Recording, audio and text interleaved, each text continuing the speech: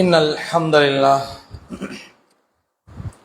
نحمده ونستعينه ونستغفره ونعوذ بالله من شرور أنفسنا وسيئات أعمالنا من يهده الله فلا مضل له ومن يضلل فلا هادي له وأشهد أن لا إله إلا الله وحده لا شريك له وأشهد أن محمدا عبده ورسوله أما بعد فقد قال الله تعالى في كلامه العزيز أعوذ بالله من الشيطان الرجيم يا أيها الذين آمنوا اتقوا الله حق تقاته ولا تموتن إلا وأنتم مسلمون وقال نبينا صلى الله عليه وسلم فإن أصدق الحديث كتاب الله وخير الهدي هدي محمد صلى الله عليه وسلم وشر الأمور محدثاتها وكل محدثة بدعة وكل بدعة ضلالة وكل ضلالة في النار.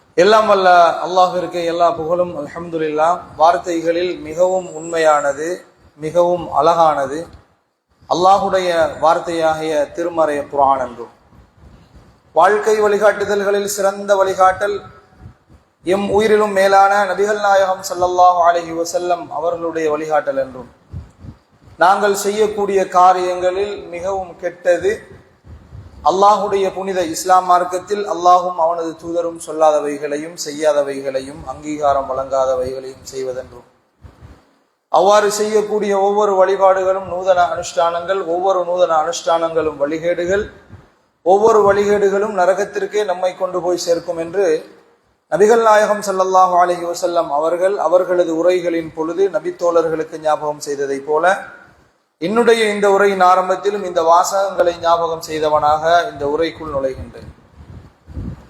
அன்புள்ள இஸ்லாமிய சகோதரர்களே, நமது இந்த ஹுத்பா பேருரையின் தலைப்பு என்னவென்று சொன்னால், மரண விளிம்பில் இருக்கும் மனிதன் வேண்டுவதென்ன என்கின்ற தலைப்பு தான் தெரிவு செய்யப்பட்டிருக்கிறது. பொதுவாக மரணம் என்று வருகிற நேரம் நமது வாழ்வில் ஒரு உண்மையை உணர்கிற தருணம் மரணம் என்கிற அந்த நேரம். உலகத்தில் வாழ்கிற எல்லா உயிரினங்களும் ஒரு நாள் மரணம் என்பதை அடைந்தே ஆக வேண்டும் என்கிற செய்தியை அல்லாஹு தாலா பல இடங்களில் திருமறை குர்ஆனில் பேசுகிறதை நாம் ஓதி இருக்கிறோம், வாசித்திருக்கிறோம், உணர்ந்தும் இருக்கிறோம், நேரடியாக கண்டும் இருக்கிறோம். அன்புள்ள இஸ்லாமிய சகோதரர்களே, அப்ப இந்த மரணம் மனிதனுக்கு மிகப்பெரிய ஒரு உண்மையை உணர்த்தும். அந்த உண்மை எது என்று கேட்டால், நான் மரணிக்கிற போது எதையும் கொண்டு செல்வதில்லை என்பதை என்ன செய்யும்? இந்த மரணம் நமக்கு உணர்த்தும். அதனால் தான் நபிகள் நாயகம் ஸல்லல்லாஹு அலைஹி வஸல்லம் அவர்கள் நபித்தோழர்களுக்கு ஒரு செய்தியை சொன்னார்கள். என்ன செய்தி என்றால், ஆதமுடைய மகன் எனக்கு எனக்கு என்று அனைத்தையும் தனதாக்கிக் கொள்கிறான். ரசூலுல்லாஹ் சொல்கிறார்கள், ஆதமுடைய மகன் எதை காணுகிறவளும் இது என்னுடையது, இது எனக்கு சொந்தமானது, என்னுடைய சொத்து, என்னுடைய எல்லாமே எனது எனது என்று சொல்லிக்கொண்டு வாதிட்டுக் கொண்டு இருக்கிறான்.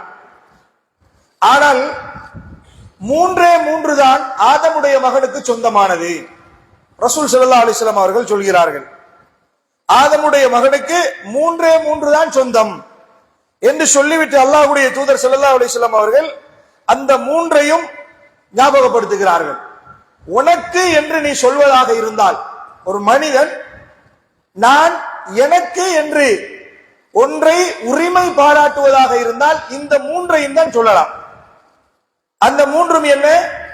ரசூல் ஸல்லல்லாஹு அலைஹி வஸல்லம் அவங்க சொல்றாங்க, ஒன்று நீ உண்டு கழித்தவை, சாப்பிட்டு வாய்க்குள் சென்று தொண்டை குழியை அடைந்து விட்டால் அது உன்னுடையது, அதை யாராலும் பறிக்க முடியாது, அது வேற ஒருத்தருக்குரிய சொத்து கிடையாது.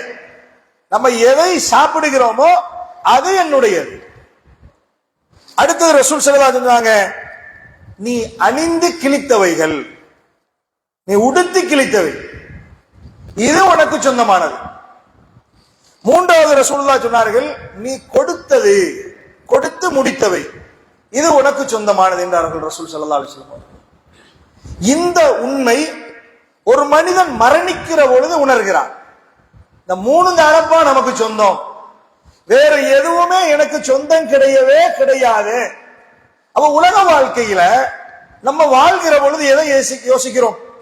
ஒரு வாகனத்தை பார்த்து இது என்னுடைய பைக், ஒரு காணியை பார்த்து இது என்னுடைய காணி, ஒரு பில்டிங்கை பார்த்து இது என்னுடைய கட்டடம் என்று நாம ஒவ்வொருவரும் ஒவ்வொரு பகுதியை பார்த்து பார்த்து இது எனது எனது என்று நாம் தனதாக்கி கொள்கிறோம்.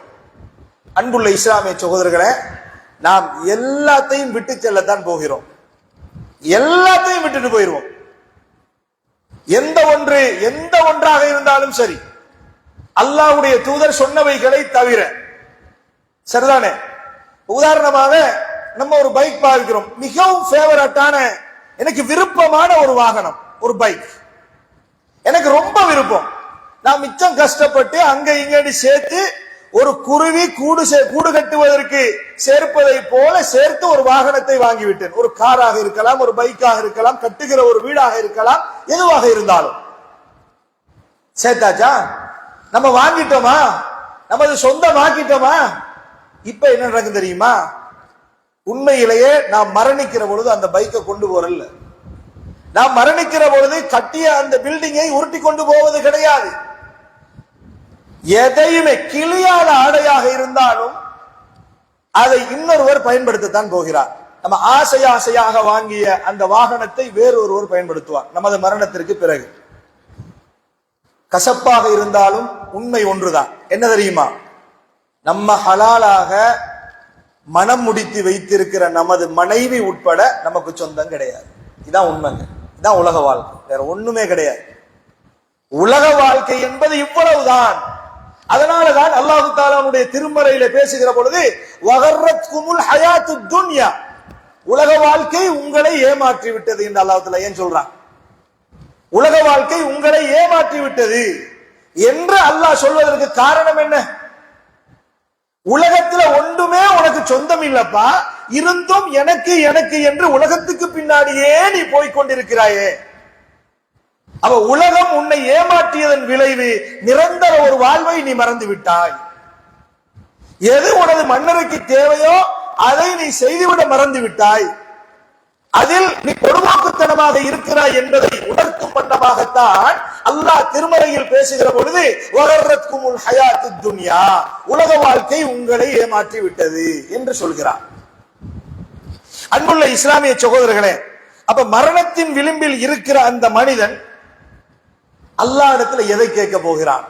இந்த மாதிரி ஒரு உண்மையை உணர்கிற பொழுது அவனுடைய கர்கராவுடைய அந்த நிலைப்பாடு, தொண்டை குழியை உயிர் வந்து அடைந்து விட்டது, பார்வை மேல் நோக்கி போகிறது, இதற்கு பிறகு எனது உடல் அசையாது, வேலை இல்லாத ஒன்றாக போய்விடும் என்று உணர்கிற போது, என்னால் எழுந்து நடக்க முடியாது, என்னால் உலகை சுத்த முடியாது, என்னால் இருக்கிற சொத்து செல்வங்களை அனுபவிக்க முடியாது, இதுதான் எனது கடைசி நிமிடம் என்று வருகிற போது அல்லாஹ் இடத்துல அந்த மனிதன் கேட்கிறான், யா அல்லாஹ், ஒரே ஒரு சந்தர்ப்பத்தை எனக்கு வழங்கிட்டு தான் கேட்கிறான். நம்ம எல்லாம் அல்லாஹ் இடத்துல கடைசியா எதை கேட்க போறோம்? ஒரு மனிதன் நன்மை இதற்கு பிறகு நான் செய்ய முடியாது, எனது நன்மையினுடைய அந்த கால அவகாசங்கள் எல்லாம் முடிந்து விட்டனவே என்று எண்ணுகிற போது, அந்த உண்மையை உணர்கிற போது அந்த மனிதன் கேட்கிறான், ஒரே ஒரு அவகாசம் தான், அது எனக்கு போதும். இப்ப அல்லாஹ் தஆலா இத குர்ஆன்ல சொல்லி காட்டுகிறான். சூரத்துல் முனாஃபிகூன் என்று சொல்லக்கூடிய அந்த சூராவுல அந்த அத்தியாயத்துல அல்லாஹ் தஆலா சொல்லி காட்டுகிற பொழுது, லௌலா அഖர்தனி இலா அஜலின் கரீப், அந்த மனிதன் மரணப்பிடியில் இருக்கிற போது, மரண தருவாயில் இருக்கிற பொழுது அல்லாஹ்வை நோக்கி கேட்கிறான், லௌலா அഖர்தனி ஃபயகூல, அவன் சொல்லுவான், ரப்பி, எனது ரப்பே, லௌலா அഖர்தனி இலா அஜலின் கரீப், மிக சொற்பமான கொஞ்ச நேரம் என்னை பிற்படுத்த மாட்டாயா என்று அல்லாஹ் தஆலா கேட்கிறான். அல்லாஹ் தஆலாவிடத்தில் அவன் கேட்கிறான். இதை அல்லாஹ் தஆலா சொல்கிறான். கரீப் என்று சொல்கிற வார்த்தை என்ன அர்த்தம் தெரியுமா? கரீப் என்றா ஃபஈல் என்கிற அந்த வசன்ல வரும். அது அரபு படித்தவங்களுக்கு தெரியும். ஃபஈல் என்ற ஸ்டைல்ல வந்துச்சுன்னா மிகவும் குறுகிய என்றது வந்துடும்.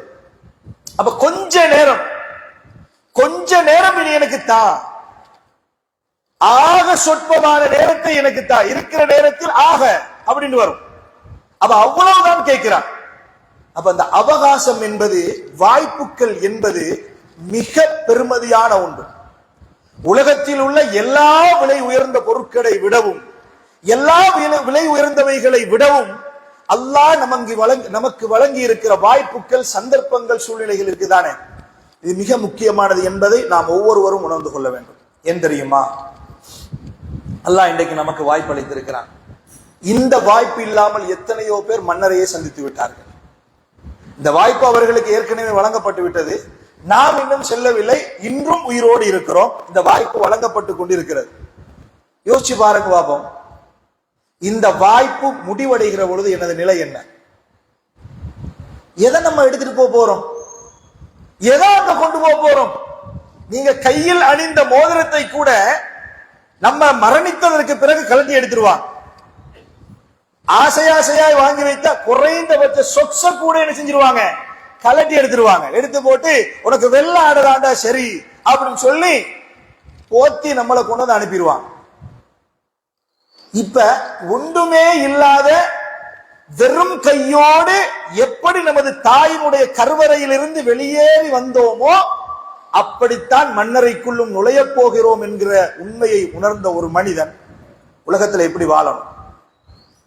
அப்ப இந்த உலக வாழ்க்கை மறுமைக்குரிய சேகரிப்பு, அல்லாஹ் தஆலா தந்திருக்கிற வாய்ப்பு. இந்த வாய்ப்பை தான் மரண நேரத்தில் கேட்கிறான். அதனாலதான் அல்லாஹ் தஆலா சொல்கிறான், என்ன தெரியுமா? அப்படி ஒரு வாய்ப்பு திருப்பி ஒரு முறை கொடுக்கப்பட மாட்டாது. இதா ஜாஅ அஜலுஹும், அவர்களுடைய அஜல் வந்து விட்டால் லா யஸ்தஅகிரூன சாஅத்தன் வலா யஸ்தக்திமூன், இறுதிய நேரத்தில் அவருடைய உயிர் கைப்பற்றப்பட்டு விடும் என்கிற செய்தியை அல்லாஹ் தஆலா திருமறையிலே பேசுகிறதை நாம் பார்க்கிறோம்.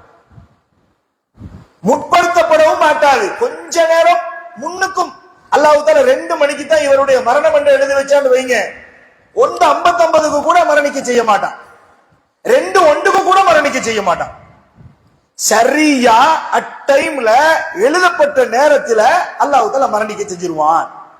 இதைத்தான் அல்லாஹ் தஆலா குர்ஆன்ல சொல்கிற பொழுது லா யஸ்தஅகிரூன சாஅத்தன் வலா யஸ்தக்திமூன்ங்கறான். கொஞ்ச நேரம் அங்கிட்டும் இல்ல இங்கிட்டும்ங்கறான். பிற்படுத்தப்படவும் மாட்டாது, முற்படுத்தப்படவும் மாட்டாது. உரிய நேரத்தில் அவருடைய உயிர் கைப்பற்றப்படும் என்கிற செய்தியை அல்லாஹ் சொல்கிற பொழுது, அன்புள்ள இஸ்லாமிய சகோதரர்களே, பேசுகிற என்னுடைய, கேட்கிற உங்களுடைய அனைத்து ஆயுள் காலமும் நிர்ணயிக்கப்பட்டு விட்டது. நாம் கழிக்கிற ஒவ்வொரு வினாடியும் ஒவ்வொரு நிமிடங்களும் நம்மை விட்டு மன்னரை நோக்கி சென்று கொண்டிருக்கிற அந்த செய்தியை நாம் அனைவரும் உணர வேண்டும். வாய்ப்புகள் மிக முக்கியமானது. அதனாலதான் நபித்தோழர்கள் வாய்ப்புகளை என்ன செய்தார்கள்? மிக பிரயோசனப்படுத்தினார்கள். நீங்க பாருங்க, ஒரு நாள் ரசூல் ஸல்லல்லாஹு அலைஹி வஸல்லம் இடத்துல ஒரு பெண்மணி வருகிறார். ஒரு பெண்மணி வந்தாங்க. வந்ததோடே அல்லாஹ்வுடைய தூதர் ஸல்லல்லாஹு அலைஹி வஸல்லம் அவங்ககிட்ட சொல்றாங்க, யா ரசூலல்லாஹ், எனக்கு ஒரு நோய் இருக்குது, எனக்கு ஒரு நோய் இருக்குது, அது வலிப்பு நோயாகும். சொல்ற, எனக்கு காக்க வலிப்பு நோய் இருக்குது, அது இல்லாம போறதுக்கு யா ரசூலல்லாஹ் துஆ கேளுங்களேன் என்று வந்து கேட்கிறார். ஏன்னா அந்த நோயால எனக்கு என்ன பாதிப்பு வருதுண்டா, நான் வலிப்பு நோயால் கீழே விழுந்து விடுகிறேன், எனது ஆடைகள் எல்லாம் விலகி எனது அவுரத்துக்கள் வெளியே தெரியும் வண்ணமாக ஆகிவிடுகிறது. யா ரசூலல்லாஹ், அந்த நோய் குணமாக அல்லாஹ்விடத்தில் பிரார்த்தனை செய்யுங்களேன் என்று வந்து கேட்கிறார். ரசூல் ஸல்லல்லாஹு அலைஹி வஸல்லம் அவர்கள் அந்த பெண்ணிடத்தில் சொன்னார்கள், பெண்ணே, நீ விரும்பினால், நீ நாடினால் ஃபஸ்பிரி, பொறுமையாக இருந்து கொள். நீ விரும்பினா பொறுமையா இருந்து கொள். ஏனென்றால் வலக்கில் ஜன்னா, சொர்க்கத்தை வழங்க போகிறான். ஒரு சந்தர்ப்பம், ஒரு வாய்ப்பு, உனக்கு சொர்க்கம் கிடைக்க போகிறது. இதனால் அல்லாஹ்வுடைய பாதையில மரணிக்க அங்க போக தேவையில்லை, சுஜூதிலே மரணிக்கணும் என்கிற ஆசை இல்லை, எந்த ஒரு நோக்கத்தையும் ரசூலுல்லாஹ் சொல்லல. இந்த நோயில் இருந்து பொறுமையாக இருந்து கொள், அல்லாஹ்வுக்கு நன்றி உள்ள அடியான பெண்ணாக. இப்ப இந்த பெண்மணி சொல்றா, யா ரசூலல்லாஹ், அப்படின்னா ரசூலுல்லாஹ் ரெண்டு முடிவு கொடுக்குறான். ஒன்று பொறுமையா இருந்தா சொர்க்கம், இல்லாட்டி துவா துவா கேட்டு இதை இல்லாம ஆக்கிடுவோம். அந்த பெண்மணி யோசிப்பாத முடிவு எடுக்கிற சொர்க்கம் லேசில கிடைக்குமா? சுவர்க்கத்தை நம்ம எவ்வளவுதான் இபாதத்துக்கள் செஞ்சாலும், உலகத்துல வாழ்கிற பொழுது 40 வருஷம் 50 வருஷம் 60 வருஷம் எவ்வளவுதான் இபாதத்துக்கள் செய்தாலும் இந்த இபாதத்துக்கள் ஏற்றுக்கொள்ளப்பட்டு விட்டதா இல்லையா என்பது நமக்கு தெரியுமா? தெரியாது. மறுமை நாள்ல எழுப்பாட்டி அல்லாஹ் தஆலா நாங்க செஞ்ச 60-70 வருட அமல்கள்ல கொஞ்சம் தான் ஏற்றுக்கொள்ளப்பட்டு விட்டது என்றுவா. அதுலயும் பங்குக்கு நிறைய பேர் வந்துருவான். இவர் ஏசி இருக்கிறார், சத்தமணி ஹாதா, இந்த மனிதர் என்னை திட்டினார், இந்த மனிதர் எனது காணியை அபகரித்துக் கொண்டார், இந்த மனிதர் என்னை பற்றி அவதூறு சொன்னார், இப்படியெல்லாம் வந்து இருக்கிற கொஞ்சம் நஞ்ச நன்மையும் என்ன செஞ்சிரும், இல்லாம போயிடும். இதெல்லாம் சிந்தித்த இந்த பெண்மணி என்ன பண்ணான்னு கேட்டா, அல்லாஹ்வுடைய தூதருடைய வாயினாலேயே சர்டிஃபை பண்ணப்பட்ட ஒரு சொர்க்கம், எனக்கு சொர்க்கம் என்று சொல்லப்பட்டா நிச்சயமா அது கிடைக்கத்தானே போகுது, அதனால் நம்ம பொறுமையா இருப்போம் என்று சொல்லி அல்லாஹ் தஆலா கொடுத்த வாய்ப்பை பயன்படுத்துகிறார். என்ன சொல்றா தெரியுமா? யா ரசூலல்லாஹ், நான் பொறுமையாவே இருந்து விடுகிறேன், ஆனால் உண்டு நான் அந்த வலிப்பு நோய் வருகிற பொழுது எனது அவுரத்துக்கள் ஆடைகள் விலகி அவுரத்துக்கள் வெளியே விளங்குது யா ரசூலல்லாஹ், அது விளங்காம இருக்கிறதுக்கு மட்டும் துஆ செய்யுங்க என்று சொன்னார். ரசூல் ஸல்லல்லாஹு அலைஹி வஸல்லம் அவர்கள் அதற்காக வேண்டி மட்டும் துஆ செய்தார்கள். மரணம் வரும் வரைக்கும் அந்த பெண்மணி அந்த நோயோடைய வாழ்ந்து சொர்க்கத்தை அடைந்தார். அதனாலதான் இப்னு அப்பாஸ் ரலியல்லாஹு அன்ஹு அவங்க சொல்றாங்க, சொர்க்கத்தில் உள்ள ஒரு பெண்மணியை பார்ப்பதென்றால் இந்த பெண்ணை பார்த்துக் கொண்டு வேறொரு தாபி இடத்துல காட்டி இந்த பெண்மணி தான் சொர்க்கத்து பெண்மணி என்று அடையாளமிட்டு காட்டினார்கள் என்கிற செய்தியை பார்க்கிறோம். அன்புள்ள சகோதரர்களே, வாழ்வில் சந்தர்ப்பங்கள் வாய்ப்புகள் என்பது அல்லாஹ் எல்லா சந்தர்ப்பங்களையும் தருவது கிடையாது. வருகிற பொழுது நாங்கள் பயன்படுத்திக் கொள்ள வேண்டும், இதை நீங்க முக்கியமா கவனிக்கணும். இன்னொரு இடத்துல பாருங்க, ரசூல் ஸல்லல்லாஹு அலைஹி வஸல்லம் அவர்கள் நபித்தோழரிடத்தில் சொன்னார்கள், எனது உம்மத்தில் 70,000 பேர்கள் எந்த விதமான கேள்வி கணக்கும் இல்லாமல் சுவர்க்கத்தில் நுழைந்து விடுவார்கள், எந்த விசாரணையும் கிடையாது மறுமையில்.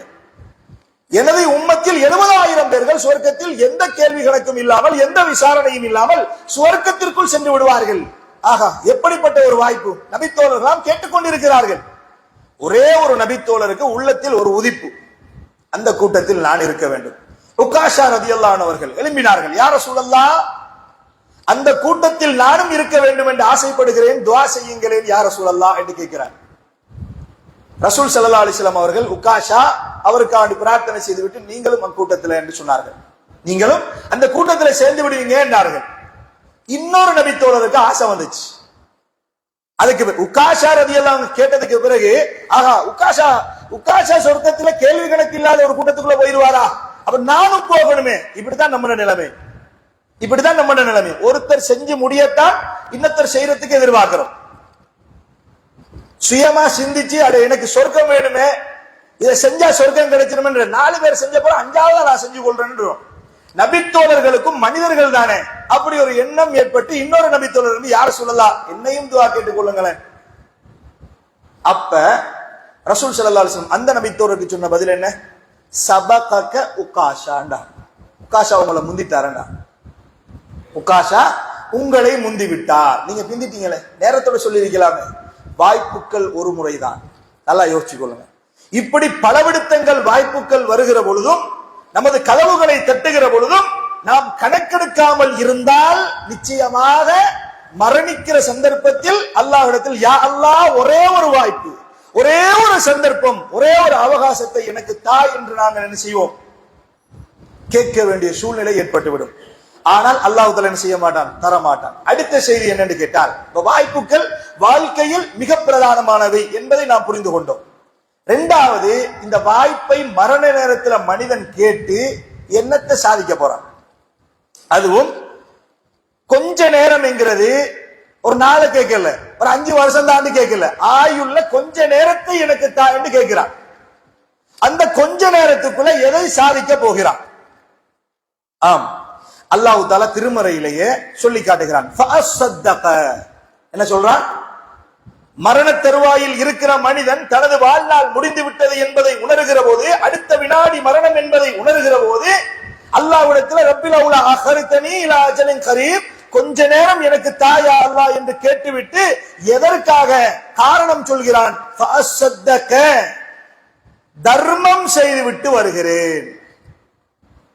ஏன்னா அவன் கேட்கல, எதை கேட்கல? யா அல்லாஹ் நான் தொழுது சுஜூதில் மரணித்து விட்டு வருகிறேன் என்று கேட்கல. போர்க்களத்தில் போர் செய்து இரத்தத்தோடு இரத்த காயங்களோடு உன்னிடத்தில் வருகிறேன் என்று கேட்கல. ஹஜ்ஜில் போய் நின்று காபத்துல்லாவிலேயே மரணித்து விடுகிறேன் என்று கேட்கல. உனது குர்ஆனை ஓதிய நிலையில் மரணித்து விடுகிறேன் என்று கேட்கல. அவன் சொல்கிறான் ஒரே ஒன்றுதான், தர்மம் செய்துவிட்டு வருகிறேன். இந்த சந்தர்ப்பத்துல நல்லா யோசிங்க, குறுகிய சந்தர்ப்பத்துல கூடுதலான நன்மைகளை பெறக்கூடிய ஒரே அமல் தர்மம் தான்.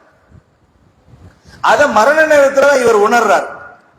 அத மரண நேரத்துல தான் இவர் உணர்றார். அதனாலதான் அல்லாஹ் இடத்துல கேட்கிறார், யா அல்லாஹ் தொழுவதற்கல்ல சந்தர்ப்பம், ஓதுவதற்கல்ல சந்தர்ப்பம், ஜிஹாதுக்கல்ல சந்தர்ப்பம், எதற்கு? தர்மம் செய்வதற்கு எனக்கு சந்தர்ப்பம் ஒன்று வேண்டும். அல்லாஹ் என்ன சொல்வான்? இல்ல, கொடுக்கப்பட மாட்டாது, கொடுக்கப்பட மாட்டாது என்கிற செய்தியை அவருக்கு சொல்லி அவருடைய உயிர் கைப்பற்றப்பட்டுவிடும். அன்புள்ள இஸ்லாமிய சகோதரர்களே, அப்ப தர்மத்துல எவ்வளவு பெரிய நன்மை இருக்குன்னு தெரியுமா?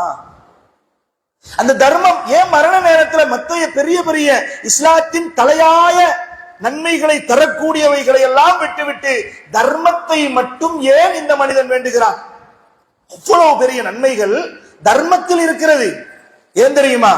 ரசூல் ஸல்லல்லாஹு அலைஹி வஸல்லம் அவர்கள் சொல்கிற பொழுது சொன்னார்கள், தஸத்தகு, நீங்கள் தர்மம் செய்து விடுங்கள், ஃபஇன்னஹு யஅதி அலைக்கும் ஸமானுன், உங்களுக்கு ஒரு காலம் வரும், உங்களுக்கு ஒரு காலம் வரும், அந்த காலம் வருவதற்கு முன்னால் உங்கள் கைகளில் உள்ளவற்றை தர்மம் செய்து விடுங்கள். ரசூல் ஸல்லல்லாஹு அலைஹி வஸல்லம் அவர்கள் சொல்கிறார்கள்.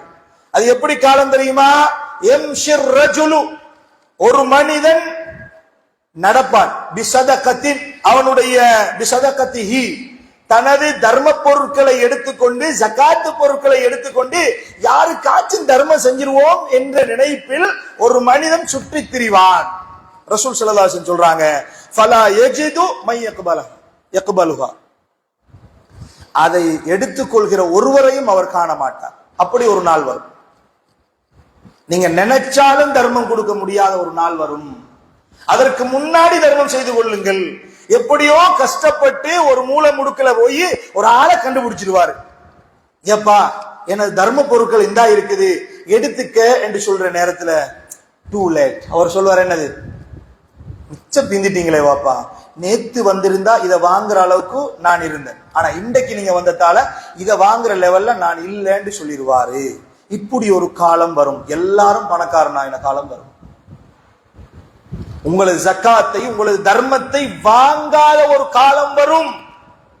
நேத்து வந்திருந்தா இதை வாங்குற நிலைமையில நான் இருந்திருக்கிறேன், ஆனா இன்றைக்கு வந்ததனால் நீங்க டூ லேட், மிச்சம் சுணங்கி வந்துட்டீங்க, அதனால இது எனக்கு வேண்டாம் என்று மறுக்கிற ஒரு காலம் வருவதற்கு முன்னால் உங்கள் கைகளில் உள்ளவற்றை தர்மம் செய்து கொள்ளுங்கள் என்று ரசூல் ஸல்லல்லாஹு அலைஹி வஸல்லம் அவர்கள் சொன்னார்கள். அன்புள்ள இஸ்லாமிய சகோதரர்களே, அப்ப தர்மம் வெளியிட இல்லாத ஒரு காலம் வரும், அதாவது கொடுக்கிறதுக்கு ஆள் இல்லாத ஒரு காலம் வந்துருமே. அந்த காலம் வருவதற்கு முன்னால் கைகளில் உள்ளவற்றை அல்லாஹ்வுடைய பாதையில் செலவிட வேண்டும் என்கிற செய்தி உணர்த்துகிறது. அடுத்தது பாருங்க, இந்த தர்மம் ஏன் கடைசி டைம்ல மனுஷன் கேட்கிறான்றது காரணம் சொல்றேன் பாருங்க. வஸ்ஸதகத்து, ரசூல் ஸல்லல்லாஹு அலைஹி வஸல்லம் சொல்றாங்க, தர்மம் துத்ஃபிஉல் ஹதீஅத, உங்களுடைய பாவங்கள் எல்லாத்தையுமே அனைத்து அழித்து விடும். தர்மம் என்ன செஞ்சிடும்? தர்மம் செஞ்சா கன்ஃபார்ம் எங்களுடைய பாவங்கள் அழிந்து விடும். இது யாரு சொன்னது? அல்லாஹ்வுடைய தூதர் வஹீயின் மூலமாக நமக்கு சொல்லி தந்தது. அப்ப தர்மம் செஞ்சீங்கன்னு சொன்னா அல்லாஹ்வுக்காக வேண்டி யாருக்கும் காட்டுவதற்கு பகட்டுக்காக நீங்க தர்மம் செய்யல, உண்மையிலேயே அல்லாஹ்வுக்காக வேண்டி அல்லாஹ்வுடைய பாதையில நாம தர்மம் செய்தால் துத்ஃபிஉல் ஹதீஆ, பாவங்களை அது அழித்து விடும். எப்படி பாவங்கள் இருக்குமா? கமா யுத்ஃபிஉல் மாஉன் நார, தண்ணீர் நெருப்பை அணைப்பது போல் பாவங்களை எல்லாம் அந்த தர்மம் அழித்து ஒழித்து விடும் என்று அல்லாஹ்வுடைய தூதர் ஸல்லல்லாஹு அலைஹி வஸல்லம் சொன்னார்கள். இந்த செய்தி சுனனு திர்மிதி என்று சொல்லக்கூடிய கிரந்தத்தில் பதிவு செய்யப்பட்டிருப்பதை நாம் பார்க்கிறோம். கண்ணியத்துக்குரிய இஸ்லாமிய சகோதரர்களே, அப்படி என்றால் அப்ப தர்மம் எமது பாவங்கள் எல்லாத்தையும் அழித்து விடும். உலக வாழ்க்கையில எவ்வளவு பாவம் செய்யும் யோசிச்சு பாருங்க பாவம். எவ்வளவு பாவங்களை நம்ம செய்வோம்? நிறைய எக்கச்சக்கமான ஏராளமான பாவங்களை தான் நம் வாழ்க்கையில் நாம் செய்து கொண்டிருக்கிறோம். நன்மைகளை விட பாவங்கள் தான் அதிகம். போனை ஒன் பண்ணினாலும் பாவம், தூங்க சென்றாலும் பாவம், எழும்பினாலும் பாவம், தனிமையிலும் பாவம், பகிரங்கமாகவும் பாவம். இப்படி நமது வாழ்க்கையில் பெரும்பாலும் பாவத்தோடு பின்னி பிணைந்து பிரிக்க முடியாத ஒன்றாக மனித வாழ்வில் நாம் இருக்கிறோம் என்பதை புரிந்து கொள்ள வேண்டும். அதனால்தான் அல்லாஹ்வுடைய தூதர் ஸல்லல்லாஹு அலைஹி வஸல்லம் அவங்க ஒரு செய்தியை அல்லாஹ் ஒன்று சொல்றாங்க குர்ஆன்ல. அல்லாஹ்வுடைய தூதர்னு சொல்றாங்க, எப்படி ஒரு முஃமின் பாவத்தை நினைக்கிறான், அவனுக்கு பாவம் ஒன்று, பாவத்தை நினைக்கிறான், அதை செய்யாமல் விட்டால் அவனுக்கு நன்மை எழுதப்படும். நல்லா இந்த கணக்கை கொஞ்சம் நல்லா யோசிங்க பாப்போம். இந்த கணக்கை கொஞ்சம் யோசிங்க. ஒரு முஃமின் இருக்கிறானே, ரசூல் ஸல்லல்லாஹு அலைஹி வஸல்லம் அஜபன் லி அம்ரில் முஃமின், முஃமினை பார்த்து ஆச்சரியமாக இருக்கிறது என்று ரசூல் ஸல்லல்லாஹு அலைஹி வஸல்லம், முஃமினுடைய காரியங்களை பார்த்து எனக்கு ஆச்சரியமாக இருக்கிறது. என்ன ஆச்சரியம்? அவன் ஒரு நன்மையை நினைக்கிறான், ஆனா செய்யல. அதற்காக வேண்டி அல்லாஹ் ஒரு நன்மையை எழுதி விடுகிறான். செய்யாத நினைத்த நன்மைக்காக வேண்டி அல்லாஹ் தஆலா நினைத்ததற்காக நன்மை எழுதி விடுகிறான். அதற்கு பிறகு அவன் நினைத்த நன்மையை செய்கிறான். அதற்கு அல்லாஹ் தஆலா 1 10 மடங்கு, அந்த 10ஐ 700 மடங்கு வரங்காட்டியும் அல்லாஹ் தஆலா அந்த நன்மைகளை பெரிதாக மாற்றுகிறான். எவ்வளவு நன்மை! இதே பாவம் செய்யக்கூடிய ஒரு அடியானை பற்றி ரசூல் ஸல்லல்லாஹு அலைஹி வஸல்லம் சொல்கிற பொழுது, ஒரு மூமினான அடியான் ஒரு பாவத்தை தன் வாழ்நாளில் செய்ய வேண்டும் என்று நினைக்கிறான், ஆனா செய்யாம விட்டுட்டான். செய்யாமல் விட்டதற்காக அல்லாஹ் தஆலா பரிபூர்ணமான ஹஸனத்தன் காமிலத்தன், பரிபூர்ணமான ஒரு நன்மையை அல்லாஹ் தஆலா எழுதுகிறான். எது? பாவத்தை நினைச்சிட்டு செய்யலண்டா அல்லாஹ் தஆலா ஒரு நன்மை எழுதிடுவான். எழுதிட்டு அதை செய்து விட்டால், ஒருவேளை அதை செஞ்சிட்டான்னு வைங்க, அதற்கு ஒரே ஒரு பாவம் தான். இப்ப பாருங்க கணக்கு, நன்மை ஒன்று செய்தால் 700 மடங்கு வரங்காட்டியும் நன்மைகள் அதிக அளவில் அல்லாஹ் தஆலா தருகிறான். ஒரு பாவத்தை செய்தால் ஒரே ஒரு பாவத்தை எழுதுகிறான். குர்ஆன்ல அல்லாஹ் என்ன சொல்றான் தெரியுமா? வலகத் ஸரஅனா லி ஜஹன்னம கஸீரன் மினல் ஜின்னி வல் இன்ஸ், மனிதர்களையும் ஜின்களையும் அதிகமானவர்கள் நரகத்திற்கே நாங்கள் படைத்து வைத்திருக்கிறோம் என்கிறார். இந்த கணக்கை எல்லாம் மிகைத்து எப்படி அதிகமானவர்கள் நரகம் செல்வார்கள்? ஒரு பாவம் செஞ்சா ஒரு பாவம் தான் எழுதப்படுகிறது என்றால், ஒரு நன்மை செய்தால் 700 மடங்கு நன்மை எழுதப்படுகிறது என்றால், சுவர்க்கத்துக்குத்தானே அதிக அளவில் மனிதர்கள் செல்ல வேண்டும். எப்படி அதிக அளவில் மனிதர்கள் நரகம் செல்கிறார்கள்? கொஞ்சம் பேர் தான் சொர்க்கம் செல்கிறார்கள் என்கிற கணக்கை கொஞ்சம் யோசித்து பாருங்கள். அப்படி என்றால் அதிக அளவில் மனிதன் பாவத்திலேயே மூழ்கி இருக்கிறான் என்பதை உணர்த்துகிற செய்திகள் இவைகள் எல்லாம். அன்புள்ள இஸ்லாமிய சகோதரர்களே, அப்ப அந்த பாவங்களை எல்லாம் இந்த தர்மம் என்ன செஞ்சிரும்? அழித்து விடும் என்று ரசூல் ஸல்லல்லாஹு அலைஹி வஸல்லம் சொன்னார்கள். எந்த அளவுக்கு சொன்னார்கள்? ரசூலுல்லாஹி ஸல்லல்லாஹு அலைஹி வஸல்லம் சொல்கிற நேரத்தில், இத்தகுன்னார், நரகை நீங்கள் பயந்து கொள்ளுங்கள். இந்த வார்த்தை சாதாரண வார்த்தை கிடையாது. இந்த வார்த்தை சாதாரண வார்த்தை கிடையாது. சஹாபாக்களுக்கு மத்தியில ரசூலுல்லாஹ் இப்படி ஒரு நாள் மிம்பர் மேடையில் ஏறிக்கொண்டு இத்தகுன்னார் இத்தகுன்னார் இத்தகுன்னார், நரகை அஞ்சிக் கொள்ளுங்கள், நரகை அஞ்சிக் கொள்ளுங்கள் என்று 3 விடுத்தங்கள் ரசூல் ஸல்லல்லாஹு அலைஹி வஸல்லம் சொன்னார்கள். நபித்தோழர்கள் சொல்கிறார்கள் என்ன தெரியுமா? பள்ளியில் இருந்த அனைவரும் தங்களுடைய உள்ளங்கைகளால் முகத்தை மூடிக்கொண்டு தேம்பி தேம்பி அழறானார்கள். என்ன ஒரு வார்த்தை! அதிக அளவில் 1/2 மணித்தியாலம் 1 மணித்தியாலம் குத்பா செய்யல ரசூலுல்லாஹ், ஒரே வார்த்தையை 3 விடுத்தம் திருப்பி திருப்பி சொன்னார்கள். ரசூலுல்லாஹ் இந்த இடத்திலும் தர்மத்தை பற்றி பேசுகிற பொழுதும் அதே பக்குவமான மனித உள்ளங்களை சீர்படுத்தக்கூடிய ஒரு வார்த்தையை சொல்கிறார்கள். இத்தகுன்னார், நரகை அஞ்சிக் கொள்ளுங்கள் என்று சொல்லிவிட்டு ரசூல் ஸல்லல்லாஹு அலைஹி வஸல்லம் சொன்னார்கள், வலவு பிஷிக்கி தமரத்தின், அதாவது வலவு பிஷிக்கி தம்ரத்தின், ஒரு பேரித்தம்பளத்தின் ஒரு கீற்றையேனும், அதை கிழித்து ஒரு கீற்றையேனும் அல்லாஹ்வுடைய பாதையில் தர்மம் செய்து நரகத்திலிருந்து பாதுகாப்பு பெறுங்கள் என்று ரசூல் ஸல்லல்லாஹு அலைஹி வஸல்லம் அவர்கள் சொன்னார்கள். எவ்வளவு தூரத்துக்கு இந்த தர்மத்தை ரசூல் ஸல்லல்லாஹு அலைஹி வஸல்லம் வலியுறுத்தி அதனுடைய நன்மைகளை நமக்கு சொல்லி தந்திருக்கிறார்கள் என்பதை பாருங்கள். பேரிச்சம்பளங்க, பேரிச்சம்பளம் என்பது நமக்கு பெரிய ஒரு பேரிச்சம்பளம் கணக்கில் இருக்குமா? நம்ம ஒரு பேரிச்சம்பளத்தை நம்ம கணக்கெடுக்க இருக்கிறோமா? இல்ல. ரசூலுல்லாஹி ஸல்லல்லாஹு அலைஹி வஸல்லம் எந்த அளவுக்கு சொன்னார்கள்? ஒரு பேரித்தம்பளத்தை கிழித்து ஒரு கீற்றையேனும் அல்லாஹ்வுடைய பாதையில் தர்மம் செய்து நரகத்திலிருந்து பாதுகாத்துக் கொள்ளுங்கள் உங்களை. அப்படின்னா ஒரு கீற்று பேரித்தம்பளமும் நம்மை நரகத்திலிருந்து பாதுகாக்கக்கூடிய வல்லமை பொருந்தியது அதன் தர்மத்தால்.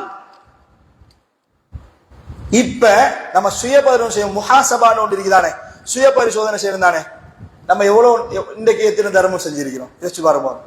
அல்லாஹ்வுடைய பாதையில உண்மையிலேயே பள்ளி வேலைக்கு என்று சொல்லி அறிவிப்பு செய்யப்படும். ஜும்மா முடிய ஒவ்வொரு ஜும்மாவிலையும் சில பள்ளி வாயிலுக்கு நானும் போயிருக்கிறேன், அறிவிப்பு செய்யப்படும். பில்டிங் வேலை நடந்துட்டு இருக்குது, வயரிங் வேலை நடக்குது, பாத்ரூம் வேலை நடக்குது, இப்படி எல்லாம் சொல்லப்படும். வேற தவாவுக்கான நிதி கேட்கப்படுகிறது, திரட்டப்படுகிறது என்றெல்லாம் கேட்கப்படும். அல்லாஹ்வுடைய பாதையில் நிரந்தரமான தர்மம் ஒன்றை எப்பொழுது இன்று செய்து விட்டோமா? இதற்கு முன்னால் உள்ள காலங்களில் நாங்கள் எப்படி செய்திருக்கிறோம்? அல்லாஹ் தந்ததிலிருந்து கொஞ்சம் தான் நம்ம கொடுக்கிறோம். கொடுத்து விட்டு பெரிய தர்மம் செய்த மாதிரி நம்ம என்ன செஞ்சிடறோம்? பெருமிதம் கொள்கிறோம். அல்லாஹ் குர்ஆன்ல சொல்கிற பொழுது கூட தர்மத்தை பற்றி அல்லாஹ் பேசுகிற பொழுது எப்படி சொல்றான் தெரியுமா? மூமின்களே, அல்லாஹ்வுடைய பாதையில் நான் தந்தவற்றை தர்மம் செய்யுங்கள் என்று அல்லாஹ் தஆலா சொல்றான். உரிமையோடு அல்லாஹ் தஆலா பேசுகிறான். எப்படி நீங்க கொடுக்கணும்? உங்களுடைய சொத்திலிருந்து தர்மம் செய்யுங்களே என்று அல்லாஹ் சொல்லல, நான் தந்தவற்றிலிருந்து தர்மம் செய்யுங்கள். எல்லாத்தையும் சுவர்க்கத்திற்கு பகரமாக நாங்கள் அல்லாஹ்விடத்தில் என்ன செஞ்சிட்டோம்? கொடுத்துட்டோம். நாம் அல்லாஹ்விடத்தில் செய்த ஒப்பந்தங்களில் ஒன்று என்ன தெரியுமா? யா அல்லாஹ், எனது சொத்துக்கள், செல்வங்கள், எனது உயிர் எல்லாவற்றையும் உனக்கு தந்து விட்டேன் சுவர்க்கத்திற்கு பகரமாக. இது அல்லாஹ் தஆலா குர்ஆன்ல சொல்கிறான். மூமின்களுடைய சொத்துக்களையும் செல்வங்களையும் உயிர்களையும் அல்லாஹ் சொர்க்கத்துக்கு பகரமாக வாங்கி கொண்டான். இதனால தான் அல்லாஹ் தஆலா தர்மம் செய்யுங்கள் என்று சொல்கிற இடமெல்லாம் நீங்க பாருங்க, நாங்கள் வழங்கு மிம்மா ரஸக்னாக்கும், உங்களுக்கு நாங்கள் தந்தவற்றில் இருந்து தர்மம் செய்யுங்கள் என்று அல்லாஹ் தஆலா சொல்றான். அப்ப அல்லாஹ்வுடைய சொத்து அல்லாஹ் பயன்படுத்துவதற்கு எங்களுக்கு குறுகிய காலத்துக்கு தந்ததிலேயே நமக்கு பேராசை, அது மறந்தாச்சு. இது அல்லாஹ் தந்ததை ஒரு நாள் விட்டுட்டு தானே போகணும். நாளைக்கு மூணாவது மனுஷன் தானே இதை பயன்படுத்த போறான், கபருக்கு இது வராது என்றெல்லாம் யோசிக்காமல் நாம அதையே கட்டி அணைத்து வாழ்கிறோம், அதோடே போகிறோம். நாளை நல்லா விளங்கி கொள்ளுங்க, கபருக்குள்ள போனா இது ஒன்றுமே வராது என்பதை நாம் புரிந்து கொள்ள வேண்டும். வல்ல ரப்புல் ஆலமீன் நம் அனைவரையும் அவனுடைய பாதையில் நல்ல முறையில் செலவழித்து மறுமையில் வெற்றி பெறக்கூடியவர்களாக ஆக்கி அருள் பாலிப்பானாக.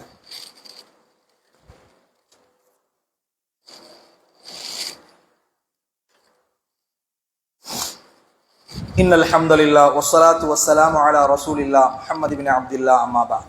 அன்புள்ள இஸ்லாமிய சகோதரர்களே, மரணத்தின் விளிம்பில் மனிதன் வேண்டுவதென்ன என்கிற தலைப்பின் கீழால் சில செய்திகளை நாம் முதலாவது உரையில் பார்த்தோம். அந்த தொடரில் அடுத்ததாக பாருங்க, எந்த பிரயோசனமும் உலகத்துல இல்லை என்பதை அல்லாஹ் தஆலா ஒரு இடத்துல எங்களுக்கு என்ன செய்றான்? கண்முன்னே கொண்டு வந்து காட்டுறான்.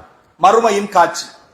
ஃபஅம்மா மன் ஊதிய கிதாபஹு பிஷிமாலிஹி, யாருடைய பதிவு புத்தகம் இடது கரத்தில் கொடுக்கப்படுகிறதோ, ரசூல் அல்லாஹ் தஆலா குர்ஆன்ல சொல்கிற பொழுது சூரத்துல் ஹாக்காவுல மறுமை காட்சியை சொல்லி காட்டுகிறான். சொல்லி கொண்டு வருகிற நேரத்தில் யாருடைய பட்டோலை, யாருடைய பதிவு புத்தகம் இடது கையில் கொடுக்கப்படுகிறதோ அப்ப அவனுடைய கை சேதம், அந்த கை சேதத்தில் அவன் பேசுகிற வார்த்தையை அல்லாஹ் தஆலா இந்த இடத்துல நமக்கு சொல்லி காட்டுகிறான். எப்படி சொல்லி காட்டுகிறான்? ஃபயகூலு, அவன் சொல்லுவான், யா லைத்தனி லம் ஊத கிதாபியா, முதலாவது என்ன சொல்லுவான்? இந்த புத்தகம் எனக்கு கிடைக்க பெறாமல் இருக்க இருந்துச்சு என்று சொல்லுவான்.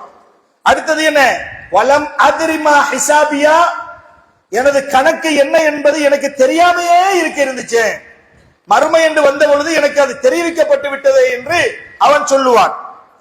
பிறகு எனது சொத்துக்கள், எனது செல்வங்கள், எனது ஆட்சி, எனது அதிகாரம் எதுவுமே எனக்கு பலன் தரவில்லையே என்று அவன் கை சேதப்படுவான் என்கிற செய்தியை அல்லாஹ் தஆலா சொல்லிவிட்டு அவனை 70 முழ சங்கிலியால் இருக்க கட்டி நரகத்தில் முகக்குப்புற இழுத்து வீசப்படும் என்கிற செய்தியை அல்லாஹ் தஆலா குர்ஆனில் சொல்லி காட்டுகிறதை பார்க்கிறோம். யோசிச்சு பாருங்க.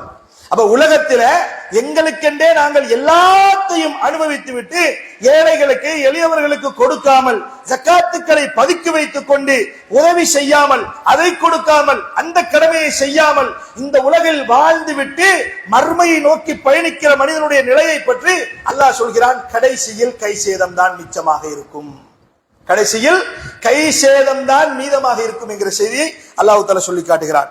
இதையெல்லாம் உணர்ந்த ஒரு நபித்தோழர் கேட்கிறார், யா ரசூலல்லாஹ், அல்லாஹ்வுடைய தூதரிடத்தில் கேட்கிறார், யா ரசூலல்லாஹ், ஐயு ஸதகத்தி அஅலமு அஜ்ரா, தர்மத்திலேயே பெரிய நன்மைகளை தரக்கூடிய தர்மம் எது? தர்மத்திலேயே ஆக சிறந்த கண்ணியமான தர்மம் எது என்று அல்லாஹ்வுடைய தூதரிடத்திலே கேட்கிற பொழுது அல்லாஹ்வுடைய தூதர் ஸல்லல்லாஹு அலைஹி வஸல்லம் அவர்கள் சொன்னார்கள், நீ தர்மம் செய்ய வேண்டும் வ அன்த ஸஹீஹுன் ஷஹீஹுன், ஆரோக்கியமாக இருக்கிற நிலையில தர்மம் செய்கிற தர்மம் சிறந்த தர்மம். எந்த நிலையிலயா? நல்லா விலகிக் கொள்ளணும். இத ரசூலுல்லாஹ்ட்ட கேட்கப்படுது, என்ன தர்மங்களில் சிறந்த தர்மம் எது என்று கேட்கப்படுது. ரசூலுல்லாஹ் எப்படி பதில் சொல்றாங்க? நீ ஆரோக்கியமாக இருக்கிற நிலையில அந்த பணத்தின் மீது அந்த செல்வத்தின் மீது தேவை ஏற்படுகிற நேரத்தில் வறுமையை அஞ்சுகிற போது நீ கொடுக்கிற தர்மம் தான் தர்மங்களில் சிறந்த தர்மம் என்று ரசூல் ஸல்லல்லாஹு அலைஹி வஸல்லம் சொன்னார். இந்த நிலையில நமது தர்மம் இருக்குதா என்றதை கொஞ்சம் யோசிச்சு பாருங்க. நமது தர்மங்கள் இந்த நிலையில தான் இருக்குதா? ஆரோக்கியமா திடகாத்திரமா இருக்கிற நேரம், அந்த பணம் எனக்கு தேவை என்று வார நேரம், இதை கொடுத்தா வறுமை வந்துருமோ என்று பயப்படுற நேரம் நமது தர்மம் இருக்குதா? நாங்க செய்யற தர்மம் எல்லாம் எப்படி தெரியுமா? சுப்ஹானல்லாஹ், நம்முடைய தர்மம் எப்படி தெரியுமா இருக்கும்? இது ஷேட்டொண்ட கொடுக்குறேன்டா போட்டு கந்தலாகி போன பொருள், அது இனி போடுறதுக்கே நமக்கு இனி விருப்பம் இல்லை அந்த ஷேட். அதுக்கப்புறம் என்ன செய்யறது? இதை கொடுத்துடுவோம். யாருக்காவது ஏழை எளிய சுனாமியில பாதிக்கப்பட்டார்கள் கொடுத்தாங்களாம், அப்படிதான் கொடுத்த நிறைய பேர் கொடுத்துருவோம். வெள்ளப்பெருக்கில் பாதிக்கப்பட்ட ஆக்களுக்கு அல்லது நிலநடுக்கம் ஏற்பட்டு அதுல பாதிக்கப்பட்டு எல்லாம் போன ஆக்களுக்கெல்லாம் நம்ம கொடுக்கிற ஆடைகள் எது? அத வைஃப்ட சொல்றது, மனைவிட்ட சொல்றது, அந்த ஆய்க்கு இது ஒரு நாளைக்கு ஷேட் நான் போடாமே வச்சு கண்டிருக்கிறேன், அதை கொடுத்து விடுங்க அப்படின்றது. நாங்க தேவை இல்லாதது தான் தர்மம் செய்யறோம். ரசூலுல்லாஹ் என்ன சொன்னார்கள்? தர்மங்களில் சிறந்தது தேவையான நேரத்தில் கொடுக்கிற தர்மம். அடுத்த ரசூலுல்லாஹ் ஆரோக்கியமா இருக்கணும், ஆரோக்கியமாக இருக்கிற நேரத்தில் கொடுக்கிற தர்மம் அதான் சிறந்த தர்மம். ஆனா நாம எப்படி என்ன செய்யறது? ஆரோக்கியமாக இருக்கிற நேரத்தில் எல்லாம் அனுபவிக்கிறது. தர்மம் செய்யறதில்ல, இருத்துக்கண்டு எல்லாத்தையும் அனுபவித்து அதை முடிஞ்சதுக்கு பிறகு நோய்வாய்ப்பட்டு தானே இப்ப சுகம் தேவை. நோய்வாய்ப்பட்ட என்ன தேவை? உடலுக்கு ஆரோக்கியம் தேவை. இப்ப அந்த டாக்டர்கிட்ட போய் கொழும்புக்கு போய் அங்க போய் இந்தியா வரங்காட்டி போய் பார்த்தா ஆரோக்கியம் ஆகுதில்லை. உடம்பு என்ன செய்யுது? நோயிலேயே இருக்குது. படுத்த படுக்க எலும்பினா உட்காரலாம், உட்கார்ந்தா எலும்பேலாம். இந்த மாதிரி ஒரு நிலவார நேரத்தில் அப்பதான் கடைசி அவர மீட்டருக்கு படும் என்ன தெரியுமா? அல்லாஹ்வுடைய பாதையில தர்மம் செய்வோம். எந்த நேரத்துல? சக்கரத்தால் இருக்கிற நேரத்துல தான் அல்லாஹ்வுடைய பாதையில தர்மம் செய்வோம். எதுக்கு? சுயநலம். அந்த இடத்துல சுயநலம். என்ன சுயநலம்? என்ன உடம்புல சுகம் இல்ல, ஒரு கோழி அறுத்து, ஒரு மாட்டு அறுத்து, ஒரு ஆட்டு அறுத்து வீடு வீடா இறைச்சி கொடுத்து தவறென்று சொல்லல. ஆனா எந்த நேரத்தில் உணர்கிறோம் என்பதை உணர்த்துறதுக்கு நான் சொல்றேன். வீடு வீடா கொண்டு வந்து கொடுப்போம். ஹஸ்ரத் ஒரு பார்சல் ஆட்டு இறைச்சி கறி என்னத்துக்கு வாப்பா தந்தீங்கன்னு கேட்டா, என்னோட உம்மா சுகம் இல்லாம கட்டில ஈகிறா, அதுக்காக நான் நேர்ந்து வச்சுக்கிறேன்ன்றது. இதை நேரத்தோட கொடுக்க தெரியாதா உங்களுக்கு? நேரத்தோட தர்மம் செய்ய தெரியாதா? இப்ப குணப்படுத்துறதுக்கு என்று சொல்லி என்ன செஞ்சிடறோம்? தர்மம் செய்யறோம். ரசூலுல்லாஹ் என்ன சொன்னார்கள்? ஆரோக்கியமாக இருக்கிற நேரத்தில் தர்மம் செய்யுங்கள் என்று ரசூல் ஸல்லல்லாஹு அலைஹி வஸல்லம் சொன்னார்கள்.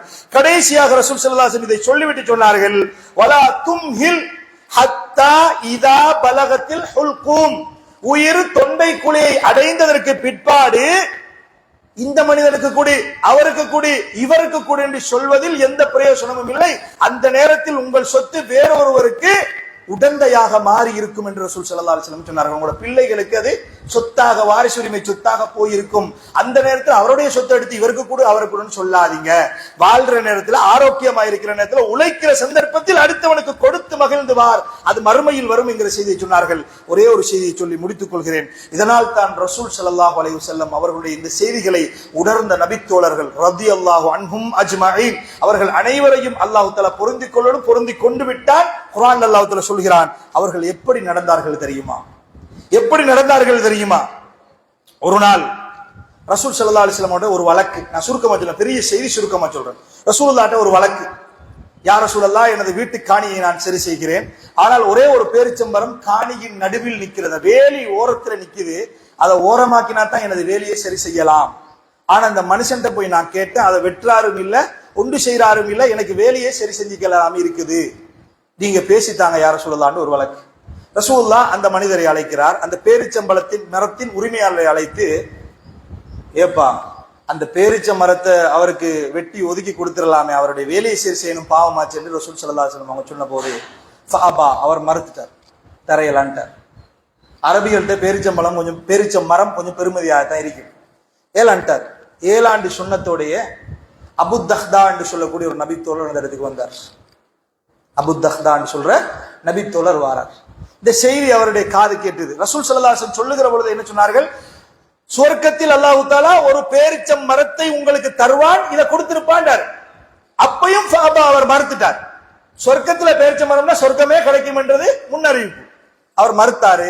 அபுத்தஹ்தா வந்தாரு ரலியல்லாஹு அன்ஹு, வந்து சொன்னார், தோழனே, என்னிடத்துல ஒரு பேரிச்சம் தோட்டம் ஒன்று உண்டு. என்ன பேரிச்சம் தோட்டம் ஒன்று உண்டு, அந்த தோட்டத்தை உனக்கு நான் தருகிறேன், இந்த ஒரு பேரிச்சம் மரத்தை நீ எனக்கு தருவியா என்று கேட்கிறார். நல்லா யோசிச்சு பாருங்க பாபு, ஒரு தோட்டத்தை கொடுத்து எதை வாங்க போறாரு? ஒரே ஒரு பேரிச்சம் மரத்தை வாங்க போறாரு. அந்த தோட்டத்துக்குள்ள எத்தனை பேரிச்ச மரம் இருக்குன்னு நீங்க நினைக்கிறீங்க? எத்தனை பேரிச்ச மரம்? 600 பேரிச்ச மரங்கள் உண்டு என்று ஹதீதுகளில் வருகிறது. அவருடைய தோட்டம், அபூதஹ்தாவுடைய தோட்டத்துக்குள்ள 600 பேரிச்ச மரங்கள் உண்டாம் ரலியல்லாஹு அன்ஹு. 600 பேரிச்ச மரங்கள் கொண்ட தோட்டத்தை கொடுத்து ஒரே ஒரு பேரிச்ச மரத்தை வாங்க போகிறார். யார் தான் வேணாம் என்று சொல்லுவான்? அவர் என்ன செஞ்சிட்டாரு? ரைட், அப்ப இந்த பிசினஸ் சுப்ரியா இருக்கு, நல்ல டீலா இருக்குது, உடனே வாங்கி கொண்டார். வாங்கினோடைய அல்லாஹ்வுடைய தூதரிடத்தில் அபூதஹ்தா ரலியல்லாஹு அன்ஹு வருகிறார்கள். யா ரசூலல்லாஹ், அல்லாஹ்வுடைய தூதரே, அல்லாஹ்வுடைய தூதரே, எனது பேரிச்சம் தோட்டத்தை இந்த ஒரே ஒரு பேரிச்சம் மரத்திற்காக வேண்டி நான் விற்று விட்டேன். இப்பொழுது அந்த மனிதன் வேலை செய்ய முடியாமல் தடுத்து நிற்கிற பேரிச்சம் மரம் எனக்கு சொந்தமானது, அதை அவருக்கு கொடுத்து விடுங்கள் யா ரசூலல்லாஹ் என்றுவார். அதுவும் அவருக்கு சொந்தம் இல்லை. ஒரு பேரிச்சம் மரத்தை ஒரு தோட்டத்தையே கொடுத்து வாங்கின ஒரே ஒரு பேரிச்சம் மரம் கூட அவருக்கு சொந்தம் இல்லை. அவருக்கு கொடுத்தங்க யார் சொல்லலாம், அவருடைய வேலையை சரி செய்யட்டும். காரணம் என்ன? ரசூலுல்லாஹ் என்ன சொன்னார்கள்? சுவர்க்கத்தில் ஒரு பேரிச்சம் மரம் கிடைக்கும், ஒரே ஒரு மரம், அந்த மரத்துக்கு தான் இந்த வேலை. சுப்ஹானல்லாஹ். ரசூல் ஸல்லல்லாஹு அலைஹி வஸல்லம் அவர்கள் அதை கொடுத்து விட்டு சொன்னார்கள், என்ன தெரியுமா? கம்மின் அத்கின் ரதாஹின் லி அபித்தஹ்தா என்றார்கள். பலவிடுத்தங்கள், மிராரன் பலவிடுத்தங்கள் ரசூலுல்லாஹ் இந்த வார்த்தையை சொல்லிக்கொண்டே இருந்தார்கள். அபூதஹ்தாவுக்காக வேண்டி சொர்க்கத்தில் எத்தனையோ பேரிச்சம் மரங்கள் கொலை போட்டு பழுத்து குலுங்கிக் கொண்டிருப்பதை என் கண்களால் நான் பார்க்கிறேன் என்று ரசூல் ஸல்லல்லாஹு அலைஹி வஸல்லம் அவர்கள் பலவிடுத்தங்கள் சொல்லிக் கொண்டார்கள் என்கிற செய்தியை நம்ம பார்க்கிறோமே. கண்ணியத்துக்குரிய இஸ்லாமிய சகோதரர்களை, இதைத்தான் தர்மம் கொண்டு வந்து தருகிறது. தர்மம் கடைசியில் உங்களுக்கு எதை தரும்? சுவர்க்கத்தை தரும். இதை உணர்ந்த நபித்தோழர்கள் உலகத்தில் எதையுமே சேர்த்து வைக்கலங்க. வெறும் கையோடு தான் போக வேண்டும் என்பதை உணர்ந்தார்கள். அதனால் முழுமையாக கொடுத்தார்கள். அவர் தங்குகிற வீடும் அந்த தோட்டத்தில் தான் இருந்தது. போனார்கள், மனைவியை வெளியில் அழைத்தார்கள். உஹ்ரிஜி, இந்த தோட்டத்தில் இருந்து வெளியேறு, இந்த தோட்டத்தை அல்லாஹ்விடத்தில் கிடைக்கப் பெறுகிற ஒரு பேரிச்சம் மரத்திற்காக நான் விற்றுவிட்டேன் என்று சொன்னார்கள். மனைவி சொன்ன வார்த்தை யா அபுத்தஹ்தா, அபூதஹ்தாவே, நீங்கள் செய்த வியாபாரங்களிலேயே இன்றைக்குத்தான் லாபம் தரக்கூடிய மிக உயர்வான ஒரு வியாபாரத்தை செய்துவிட்டு வந்திருக்கிறீர் என்று மனைவியும் தனது கணவனின் தர்மத்தை பெருமிதம் கூறி வெளியேறினார் என்கிற செய்தியை நம்ம பார்க்கிறோம். கண்ணியத்துக்குரியவர்களே, நாம் புரிந்து கொள்ள வேண்டும், போகிற பொழுது எதையும் கொண்டு போவதில்லை. மரணத்தின் விளிம்பில் இருந்து கொண்டு கேட்பதில் எந்த பிரயோசனமும் இல்லை. இருக்கிற பொழுது, ஆரோக்கியமாக இருக்கிற போது அல்லாஹ்வுடைய பாதையில் கொடுப்போம். எந்த ஒரு தர்மமும் உங்களுடைய சொத்துக்களை குறைக்காது என்று ரசூல் ஸல்லல்லாஹு அலைஹி வஸல்லம் சொன்னார்கள். எனவே அதை முழுமையாக நம்பி மறுமையில் வெற்றி பெற்ற மூமின்களாக மாறுவதற்கு வல்ல ரப்புல் ஆலமீன் அனைவருக்கும் அருள் செய்வானாக. அகூலு கௌலி ஹாதா வஸ்தக்ஃபிருஹு இன்னஹு ஹுவல் கஃபூருர் ரஹீம்.